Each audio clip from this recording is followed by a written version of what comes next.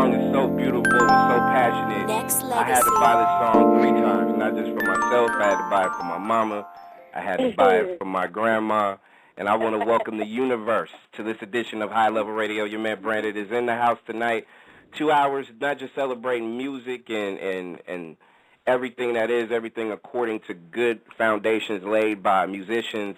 But we also have a guest who I am an extreme fan of, and also it's ironic how on this day, back in '87, that Bad was #1 on the charts, and this young lady was instrumental in having this done as well. And I want to welcome everybody listening out there worldwide to my guest, the beautiful Siedah Garrett, on the line right now on High Level Radio. My queen.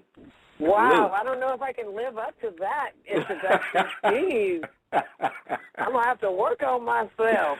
Oh, girl, come on now. You know, you built that bridge, and everybody that has crossed that bridge can appreciate. They can look up and they can see, like, you know what? We're going to acknowledge greatness tonight, and I think we're going to do that beautiful. How you doing? I'm so good I can't stand myself. And you know that's always so good. If you're so good that you just can't stand yourself, sometimes that's a beautiful day. I'm just painfully fabulous. I just can't help it. It's just so good. I'm just reveling in life at the moment. And Miss Siedah Garrett is also brought to you by www.siedah.com, where you can check out all her information worldwide online. And you're single. Yes. I love it. I love it. Thank you. I love it. Thank you. And I am truthful when I say I had to go on iTunes, Siedah, and I had to get it because, you know, my mom didn't want to share it after I let her hear it for the first time, and she was like, you know what, I got to keep this. So I had to go and buy it and get it and take care of it myself, and then I had to get it for my grandma. So I really do appreciate it. I really appreciate it. Thank you so much. I hope they enjoy it because I enjoyed making it. And the sentiment of it, every time I hear it, it just makes me remember what it was like when I was hanging out with Michael Jackson. It was just amazing. Very heady time. Well, you know, of course, you being a Grammy-winning, twice Oscar-nominated singer-songwriter and the whole deal. Yes. And we know that Mr. Michael Jackson is the greatest and will be the greatest to ever do anything, entertainment, music, and otherwise. You know, to me, there's no debate. His genius is there's no parallel to it. So I want to ask you, of course, what everybody probably has asked you millions of times before. That man's work ethic, did you have to step up your game in order to be able to run alongside what he was doing while you guys were putting down music and writing and the whole deal? Oh, my God, here's the thing. Here's the thing about Michael that I don't think very many people know about him. When he respects your talent, like the way he studied Fred Astaire and James Brown and all the people whose talent he appreciated and adored and wanted to emulate. Mm-hmm. Those are the people whom he would make them feel like they had as much he had as much to learn from them as they had to learn from him. He wasn't like a superstar. He was a student. He was a student. And you could tell by his passion and his appreciation from, like you said, the other artists like James Brown and so many other people that he didn't want to emulate them. He wanted to study what they did and make it his own and do something there. Put his little flip on it. Exactly right. He would emulate what they were doing and then flip it to make it his own. He was just amazing. It was just amazing. And to me, I just feel like, you know, especially when it comes to just being so creative, not just at a young age, but being able to sustain it and then even elevate his talent. Of course, a lot of people know worldwide and the entire universe knows his legacy as far as what he's accomplished. But you know, to me, anytime that I hear his music and anytime that I hear and I was thinking about Bad today in that project. It's just amazing that someone that started so young can just continue to just climb that ladder and just be even more of an icon than he was when he was a child. And that was amazing to watch, right? Yeah, he was always busy trying to impress himself. He was always busy trying to up his own game. You know, he would video and film himself and his rehearsals to watch later and to tweak it at home and make it better the next time he was on stage. He was just a master at making his art better and better and better. He took every opportunity to up his own game, which made everybody else want to up their game. You know what I mean? Everybody, it's like hanging out with Quincy Jones. Everybody that he records with, and every time you're around him, you want to give him your best. You want to do your best you can do for them, because you know they appreciate the best in you. Right. How is that when you just now putting out new music, of course, in 2012, and, you know, we go back, and I talked about the music, you know, back in 87 when Bad dropped, and you look at, you know, from when you first started way back when, you know, it hasn't been too long ago, but long enough for us to really recollect and remember. But when you compare a lot of stuff that's done back then compared to now, not just the music itself, but also the songwriting part of it, how do you feel as far as the elevation of it? I really miss real songs, and I think it's coming back around slowly but surely. I really miss real songs and the music that everybody's sampling. I want to make more new music that has that quality that maybe generations from now they can sample. But I really miss real songs. And I was just telling my manager the other day, I don't think if Man in the Mirror were presented to I don't know, to any of the pop stars of today, I'm not really sure that they would hear it as the piece that it really is. I'm glad it came when it did, because it was just like the stars and the moon and the planets were in alignment for that song to have been written for the artist that it was written for, and gotten to the artist that it got to, and recorded by the artist that recorded it. Everything, the planets were in alignment, dude. I'm telling you. I don't think that would happen. That couldn't happen today. It wouldn't happen today. Oh my God, Siedah. You know, the funny thing about what you just said, we were actually discussing that on the air on Sunday night when... oh, really? Yeah, we were talking about the same thing. If it dropped today, if everything about that song for Man in the Mirror came out now, you know, and I'm going to just keep it real, Siedah, like the fans, sometimes we get a little lazy. We get a little non-appreciative for what soulful, passionate music is, and we sometimes bypass it for whatever reason. And I think a powerful song like Man in the Mirror probably wouldn't have been as appreciated as it was back then for a lot of different reasons. I agree. You're preaching to the choir, child. I agree. Siedah Garrett is our guest on High Level Radio, and you know, with this single that you have out right now, so are you going to tell me that there's more music to come from you, or albums and the whole deal? Oh my God. Definitely. That the single that's out now is part of an album that will be released sometime in the very near future. We're playing it one at a time. You know, this is a singles market these days. So we're starting out with that as the first single, and I'm so proud of this next project coming out. It's been really important to me. I've waited a long time to put more music out as a recording artist. But I'm really believing that this new disc is really representative of the ways that I've grown as a person and as a spirit, a human spirit, since the last time you heard from me musically. You know what, and that's something that I'm looking forward to. And like you said, when it comes to just the real passionate, soulful music, I'm looking forward to that because I miss it. I mean, there's some in small pockets, but I want to feel like I felt back in the 80s, in the 90s for the most part, even the 70s going backwards. I mean, there was so much I feel as a songwriter, because I've never written a song the way you've done it in a sense, but I want to ask a question about how you basically get yourself ready to be able to write songs. When you help MJ do Man in the Mirror and I Just Can't Stop Loving You and some of your other projects, because you work with Tevin Campbell, of course, you said Quincy Jones, so many different artists. What gets you in the mood, Siedah, to sit down and start writing masterpieces? Well, inspiration comes from any number of places, but when I sit down to write songs for a particular artist, I listen to that artist. I listen to the music of that artist. In the case of Michael, I grew up with his music, so I didn't have to like refresh my memory of his the style of his music.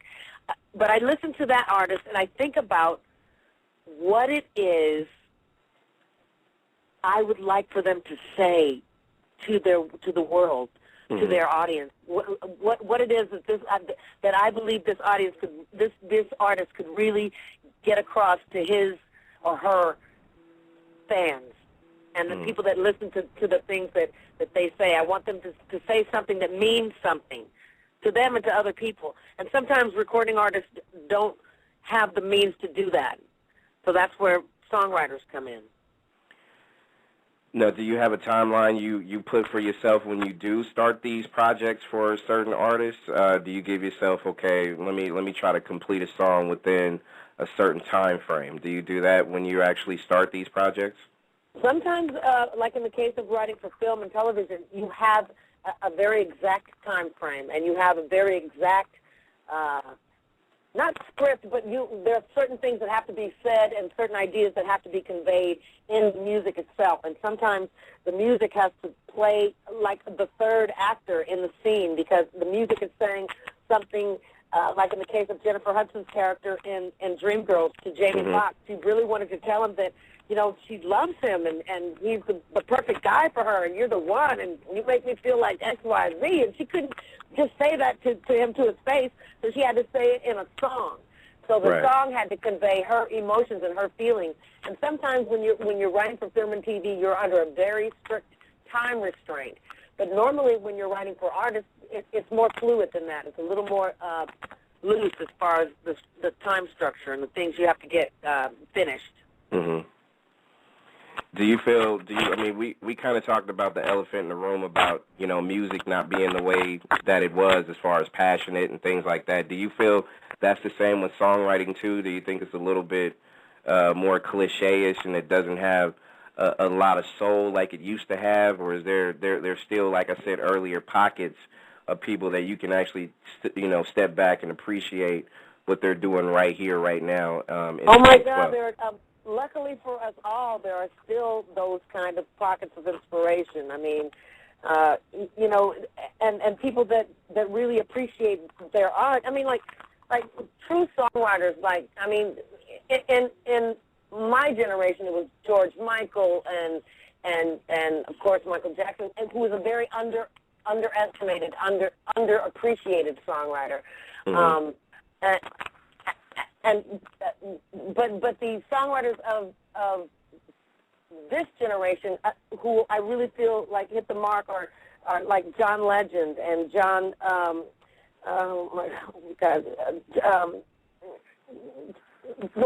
Babyface. Wait, what's the other John? John Mayer. John Mayer. Amazing songwriters, just great songwriters. I mean, Babyface. I was talking about him today. I just realized. He wrote one of my favorite songs, and he's getting ready to produce Barbra Streisand. I just love that he's like still on top and still in demand and still, appreciates and understands the meaning of songs. I mean, it's a structured thing. It's not something you just throw together. Not one that's going to last the test of time. I agree. There's a formula. I agree, and that's with each song that you write and each person that you're writing it for. You have to make sure you take good care of what you are expressing so they can express it and understand where you're coming from, too, when it comes to that. Have you had any different kind of songs that you've written in your career where you were just like, you know what, I don't know if it's going to work, but it wound up being very successful?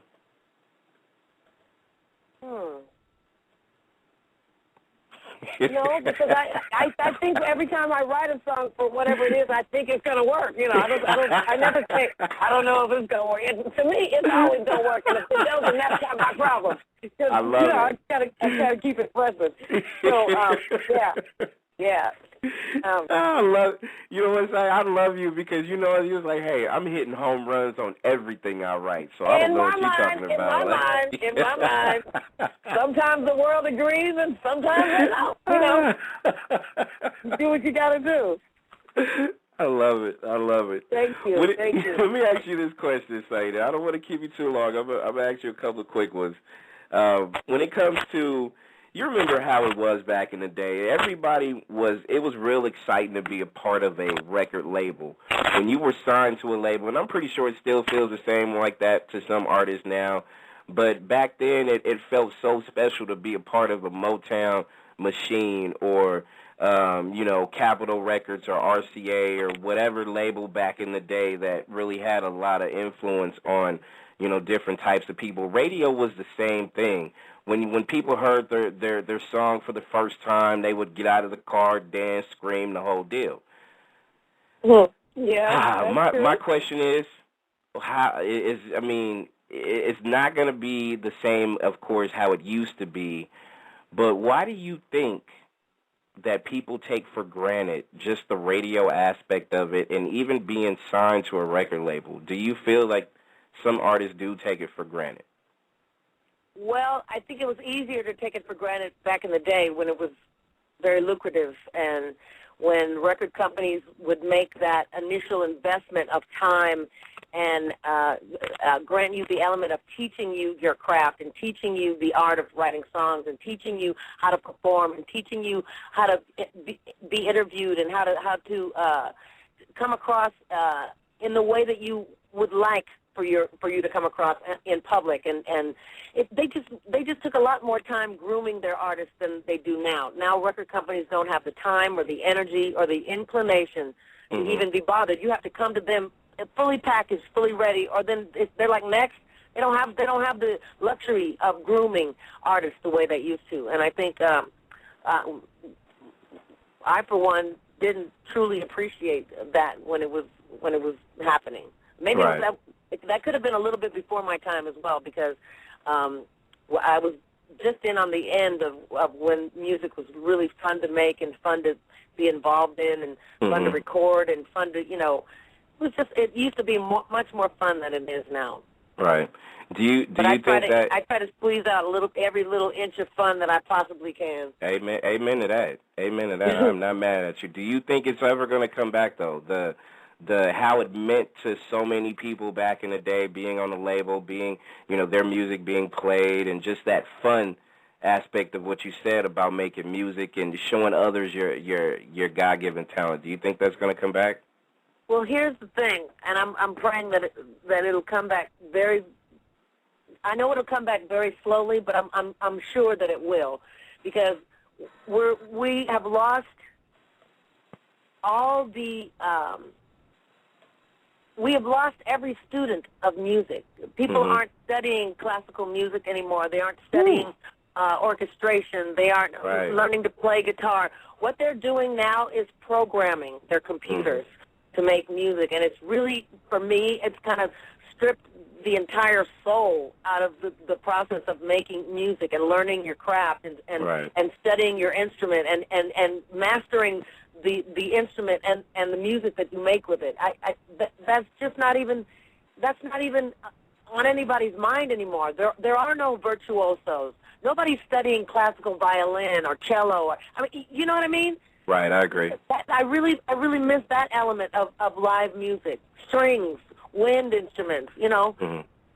Everybody's just sampling a horn or sampling strings, and it's crazy. And if you A/B a sampled string line and a real string orchestra, there is no comparison. There really isn't. And it's sad to see that nobody's really learning to play those instruments anymore. So do you feel like as an artist or as a songwriter or anyone that's a fan of music, to be able to take a listen to or learn as much as you can learn about everything that's music? You don't want to just learn hip hop. You just don't want to learn R&B and soul or country or jazz or whatever. I'm not saying there's anything wrong with that, but doubt. That's not it. That's not everything. I agree. That ain't it all. Just know that. I agree.